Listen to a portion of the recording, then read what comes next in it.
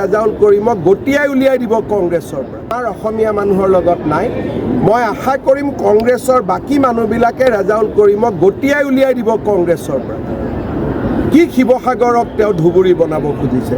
ধুবুৰী মানুহে গ'লে মোৰ ওচৰত কান্দে যে আপোনালোকে জানি আচৰিত হ'ব যে ঈদৰ সময়ত মই ধুবুৰীত গৈ পাব লাগে, নহ'লে গৰু মাংস মানুহৰ ঘৰে ঘৰে পেলাই দিয়ে।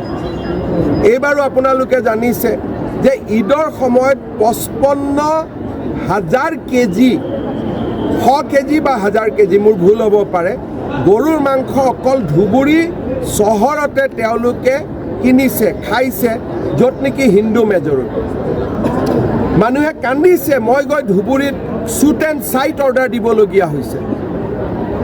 আৰু সেই ধুবুৰীখন যদি শিৱসাগৰত হয়, সেই ধুবুৰীখন যদি তিনিচুকীয়াত হয়, অসমখন অসম হৈ থাকিব নেকি?